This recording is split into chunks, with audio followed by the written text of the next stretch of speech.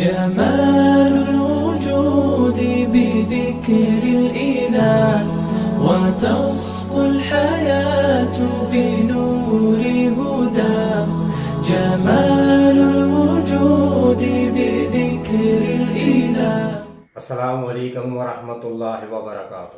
نحمدہ ونصلی علی رسولہ الکریم، اما بعد. میں ہوں یامین ملک اور آپ دیکھ رہے ہیں میرا یوٹیوب چینل فہم و عمل. چینل کو سبسکرائب، لائک اور شیئر بھی کریں اور بیل آئیکن کا بٹن بھی دبا دیں. آج ہم انشاءاللہ اللہ تعالیٰ کی توفیق سے سورہ بقرہ کی آیت نمبر 19 کے دوسرے حصے کا لفظ مطلب، اس کے روٹ ورڈ یعنی مادہ کے حوالے سے سمجھنے کی سعادت حاصل کریں گے. یجعلون، یا زبریا وہ، جعل جیم عین لام، جعل ڈالنا، اصابع صاد با عین، اصبع انگلی کو کہتے ہیں، ہم وہ، فی میں، آذانہم دو لفظ ہیں، حمزہ ضاد نون، اذن کان کو کہتے ہیں، ہم اپنے، من سے، السوائق صاد عین قاف سا کہتے ہیں بجلی کی کڑک کو، حذر ہا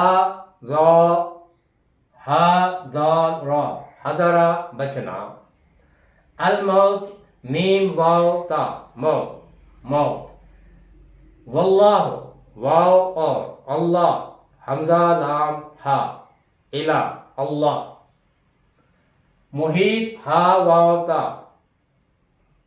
احاطہ کرنا، گھیرنا، بالکافرین کفرا کفر کرنا، چھپانا.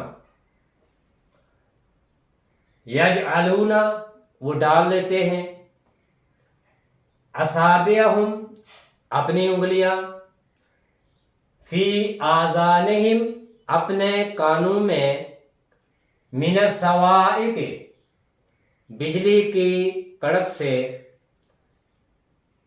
حذر الموت موت سے بچنے کے لیے، واللہ اور اللہ، محیط بالکافرین کافروں کو گھیرنے والا ہے، ان کا احاطہ کرنے والا ہے. آیت میں وہ الفاظ جن کی وضاحت روٹ ورڈ کے ساتھ ضروری ہے وہ آپ کے سامنے رکھوں گا انشاءاللہ.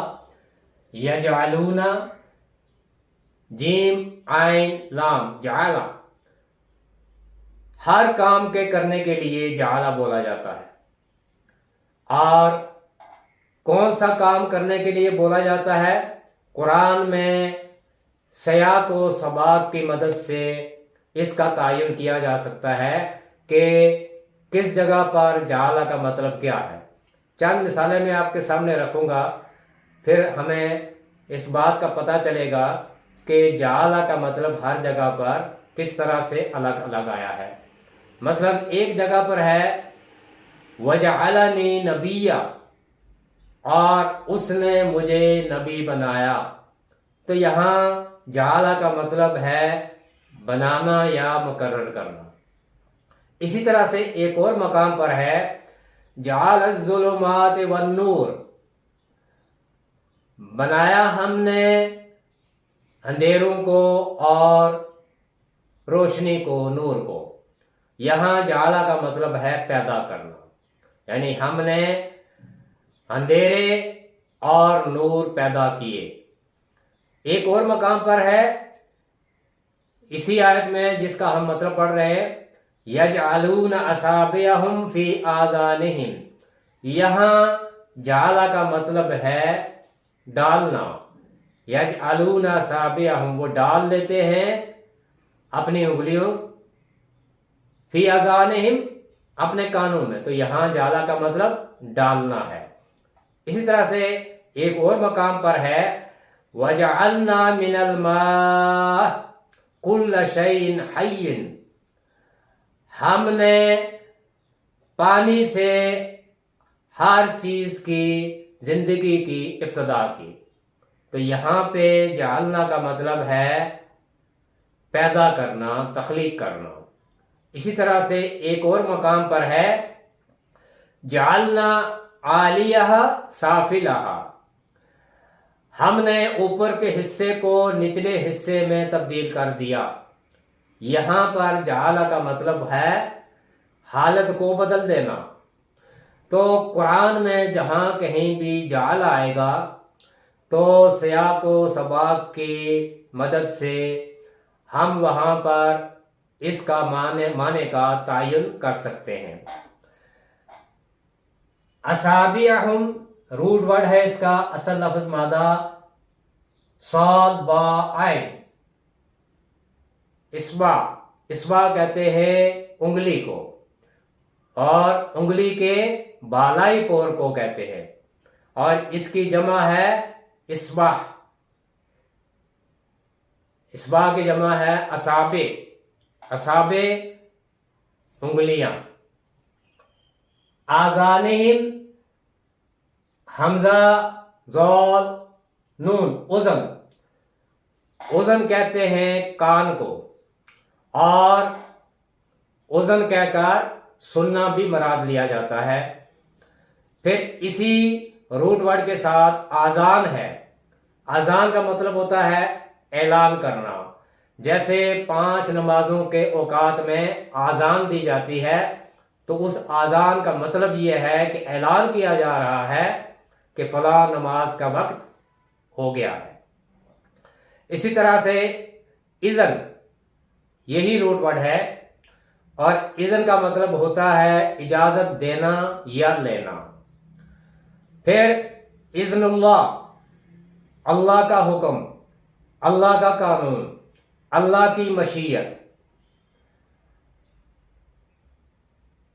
سوائقی، صاد عین قاف، سائقہ، سائقہ کہتے ہیں بجلی کی کڑک کو،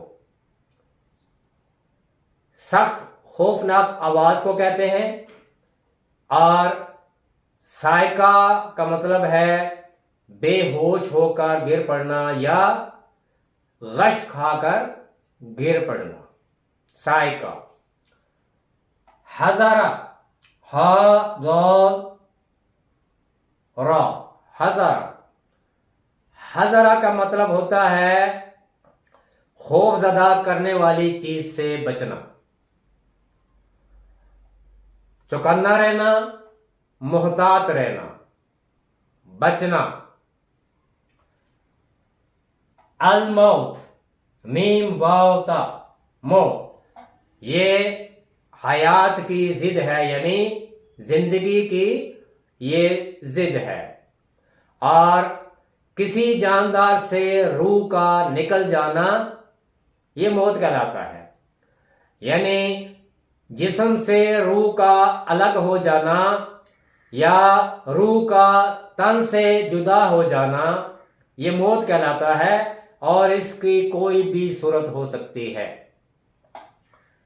اسی طرح سے محیطن، ہا واو تا، احاطہ کرنا، گھیرنا۔ حیطتن کا مطلب ہوتا ہے حفاظت کرنا، محفوظ رکھنا، اور چار دیواری کو بھی کہتے ہیں۔ چار دیواری کو احاطہ کہا جاتا ہے اس لیے کہ چاروں طرف دیوار لگا کر اس جگہ کو یا اس جگہ کے اندر جو چیزیں ہوتی ہیں ان کو محفوظ کر لیا جاتا ہے، اسی لیے جو چار دیواری ہوتی ہے اسے احاطہ کہا جاتا ہے، یعنی چیز کو اس طرح سے گھیر لینا کہ اس کی حفاظت ہوتی رہے۔ اور محیطن، المحیط اللہ تعالیٰ کی یہ صفت ہے، حفاظت کرنے والا، اللہ تعالیٰ کی ذات حفاظت کرنے والی ہے۔ الکافرین، کافارا، کفرا، یہ اس کا روٹ ورڈ ہے، چھپانا، حق کو چھپانا، انکار کرنا، قرآنی صداقتوں کا انکار کرنا یا ناشکری کرنا، نعمتوں کا اعتراف نہ کرنا۔ اب یہ جو آیت ہے، یہ آیت کا دوسرا حصہ ہے۔ تو اب ہم پہلی آیت اور دوسری آیت کو ملا کے، یعنی پہلے حصے اور دوسرے حصے کو ملا کے مکمل آیت کا جو ترجمہ ہے روٹ ورڈ کے ساتھ، وہ میں آپ کے سامنے رکھتا ہوں۔ اس سے پہلے ہم نے پڑھا تھا او کصیب من السماء، او کصیب من السماء، یا مانند اس زوردار بارش کے جو آسمان سے برستی ہے، فیہ ظلمات، اس میں اندھیرے بھی ہیں، رات کہتے ہیں بادلوں کی جو آواز ہوتی ہے، گرج، بادلوں کی گرج، ورعد و برق، اور برق کہتے ہیں بجلی کو، یجعلون، وہ ڈال دیتے ہیں، اصابعہم، اپنی انگلیاں، فی آذانہم، اپنے کانوں میں، من الصواعق، وہ جو بجلی کی کڑک ہے اس سے، کیوں؟ حذر الموت، تاکہ موت سے بچ جائیں، واللہ محیط بالکافرین، اور اللہ تو کافروں کو گھیرنے والا ہے۔ یہاں ایک بات پہلے سمجھ لیں کہ یہاں آخر میں کافرین آیا ہے، تو یہ کافرین سے مراد وہ پکے کافر نہیں ہیں، کیونکہ یہ جو مثال ہے یہ منافقین کی مثال دی جا رہی ہے، اور منافقین کی مثال بھی پہلے ہم نے پڑھے تھے، وہ جو پکے عقیدہ کے لحاظ سے منافق ہیں۔ اس مثال میں ان منافقین کے بارے میں بتایا جا رہا ہے جو ڈاواں ڈول ہیں، جو کبھی ادھر ہوتے ہیں کبھی ادھر ہوتے ہیں، یعنی متذبذب۔ یہاں ان عملی منافقین کے بارے میں بتایا جا رہا ہے، یجعلون اصابعہم، جب اللہ تعالیٰ کی طرف سے قرآنی احکامات نازل ہوتے ہیں جن میں جہاد کا ذکر بھی ہے، جان و مال کی قربانی کا ذکر بھی ہے، تو یہ احکامات ان کو اندھیرا معلوم ہوتے ہیں، کیونکہ ان کے سامنے روشنی کیا ہے؟ دنیاوی زندگی۔ تو دنیاوی زندگی کے مقابلے میں جب اللہ تعالیٰ کی طرف سے ایسے احکامات آتے ہیں تو ایسے احکامات کو وہ اندھیروں کی شکل میں دیکھتے ہیں کہ اللہ کی طرف سے ایسے احکامات نازل ہو گئے ہیں جو ہمارے لیے بھاری ہیں، ہم ان پر عمل نہیں کر سکتے۔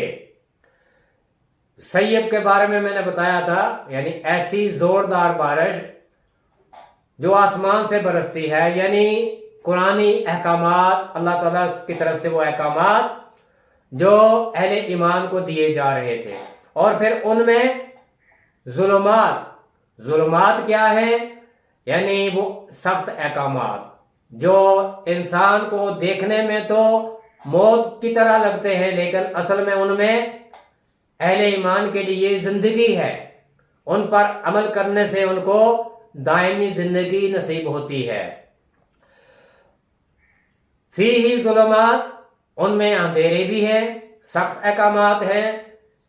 رعد کہتے ہیں وہ بادلوں میں جو گرج ہوتی ہے اسے کہا جاتا ہے، یعنی وہ سخت احکامات۔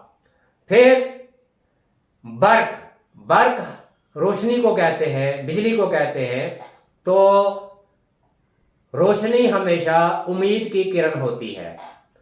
احکامات اللہ کی طرف سے وقتی طور پہ لگتا ہے کہ سخت ہیں، لیکن امید کی کرن بھی ہے کہ اس کے بعد پھر اہل ایمان کو کامیابی نصیب ہوتی ہے، اور تاریخ گواہ ہے کہ پھر مسلمانوں نے جب اتنی مشکلات اٹھائی تو پھر انہیں اللہ تعالیٰ نے کامیابیوں سے بھی ہمکنار کیا۔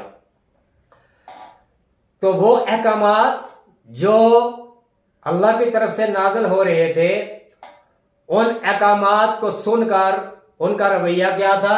یجعلون اصابعہم، وہ اپنے کانوں میں انگلیاں ڈال لیتے تھے۔ یجعلون اصابعہم فی آذانہم، وہ اپنے کانوں میں انگلیاں ڈال لیتے تھے۔ انگلیاں ڈالنے سے مراد یہ کہ وہ ان احکامات سے بچنا چاہتے تھے، وہ ان پر عمل نہیں کرنا چاہتے تھے، یعنی عملی میدان میں وہ کمزور تھے۔ وہ تھے تو مسلم، لیکن ان کے اندر ضعف تھا، کمزوری تھی، ایمان کی کمزوری تھی، وہ سخت احکامات پر عمل نہیں کرنا چاہتے تھے، اس لیے وہ متذبذب رہتے تھے، ادھر جائیں یا ادھر جائیں، کون سا حکم ہے جس پر ہم عمل کریں اور کون سا ہے جس پر ہم عمل نہ کریں۔ اور یہ ایسا وہ کیوں کرتے تھے؟ من الصواعق حذر الموت، وہ جو بجلی کی کڑک تھی، وہ جو خوفناک آواز تھی، اس سے اس لیے بچتے تھے تاکہ موت سے بچ جائیں۔ کبوتر بلی کو دیکھ کر آنکھیں بند کر لیتا ہے، اور وہ یہ سمجھتا ہے کہ میں نے چونکہ آنکھیں بند کر لی ہیں لہذا میں بلی کے حملے سے بچ جاؤں گا، لیکن آنکھیں بند کر لینے سے وہ جو کبوتر ہے وہ موت سے نہیں بچ سکتا۔ اسی طرح سے یہ بھی سمجھتے تھے کہ اگر ہم نے ان احکامات کو نہ سنا یا سنا ہی نہ، یا سنا تو پھر عمل نہیں کرنا تاکہ ہم بچ جائیں، لیکن موت یقینی ہے اور وہ ہر ایک پر آنی ہے، موت سے کوئی بچ نہیں سکتا۔ تو انگلیوں سے مراد کہ وہ اپنے کانوں کو بند کرنے سے مراد یہ کہ وہ سننا نہیں چاہتے تھے یا ان پر عمل نہیں کرنا چاہتے تھے، اس لیے کہ وہ ان احکامات کو اپنے لیے موت سمجھتے تھے، حذر الموت، موت سے بچنے کے لیے، حالانکہ ان احکامات میں ان کے لیے زندگی تھی۔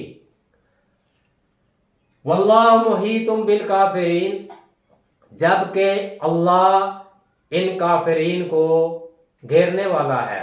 تو یہاں کافرین سے مراد وہ کافر نہیں ہے، بلکہ وہ عملی منافق ہیں، جو متذبذب ہیں، جو ڈاواں ڈول ہیں، جو اپنے مفادات دیکھ کر کبھی اہل ایمان کے ساتھ ہو جاتے ہیں اور کبھی مشرکین کے ساتھ یا یہود و نصارہ کے ساتھ۔ لیکن اللہ تعالیٰ نے فرمایا واللہ محیط بالکافرین، یہ بچ کے کہیں بھی نہیں جا سکتے، اللہ کی سرزمین ہے اور ان کو موت آنی ہے، اور جب اللہ تعالیٰ ان کو گھیر کر ان کو موت دے کر اپنے سامنے لائے گا تو پھر ان کو اپنے کیے کا حساب دینا ہوگا۔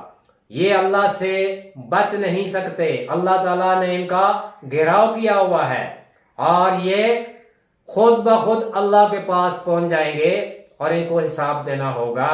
تو آیت سے مراد جو پہلی اور دوسری آیت کا مفہوم ہے وہ سارا ملا کے یہ بنتا ہے کہ اللہ تعالیٰ اپنے احکامات جبریل علیہ السلام کے ذریعے سے نبی کریم صلی اللہ علیہ وسلم کے دل پر بدستور اتار رہے تھے، اور ان قرآنی احکامات میں ایسے احکامات بھی تھے جن میں جہاد کا ذکر بھی تھا، اور مال کی قربانی اور جان کی قربانی کا ذکر بھی تھا، لیکن منافقین پر یہ باتیں سخت شاق گزرتی تھیں، بہت بھاری گزرتی تھیں، اس لیے وہ ان احکامات سے بچنے کے لیے، ان احکامات پر عمل کرنے سے بچنے کے لیے اپنے کانوں میں انگلیاں ڈال لیتے تھے تاکہ یہ سنے ہی نہ۔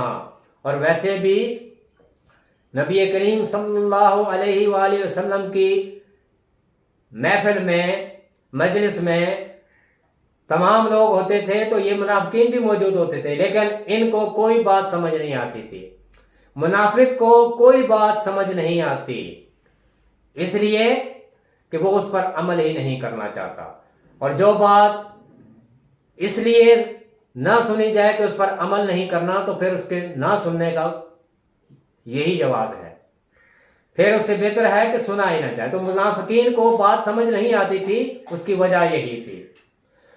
تو یہ ان منافقین کا ذکر تھا جو عملی منافقین ہیں، جو کبھی اہل ایمان کے ساتھ ہوتے تھے اور کبھی غیر مسلموں کے ساتھ، مشرکین یا ان لوگوں کے ساتھ جو یہود و نصارہ ہیں، اور وہ اس لیے تاکہ ان سخت احکامات سے بچ جائیں۔ لیکن اللہ تعالیٰ نے بھی یہ اعلان فرما دیا کہ میں ان کو گھیرنے والا ہوں، میں نے ان کا احاطہ کیا ہوا ہے، اور آخر کار یہ میرے پاس ہی آئیں گے۔ اللہ تعالیٰ ہمیں قرآن کی ان آیات کو لفظ لفظ سمجھ کر ان پر عمل پیرا ہونے کی توفیق عطا فرمائے۔ قرآن کے الفاظ کو وضاحت کے ساتھ بیان کر کے میں آپ کے سامنے اس لیے رکھ رہا ہوں تاکہ ہر لفظ کو سمجھ کر پھر اس کی جو اصل منشا ہے اس کو سمجھا جائے کہ قرآن ہم سے کیا چاہتا ہے۔ اللہ تعالیٰ مجھے بھی اور آپ کو بھی قرآن سیکھنے، سکھانے اور اس پر عمل کرنے کی توفیق عطا فرمائے۔ سبحانک اللہم و بحمدک، نشہد ان لا الہ الا انت، نستغفرک و نتوب الیک۔ السلام علیکم ورحمۃ اللہ وبرکاتہ۔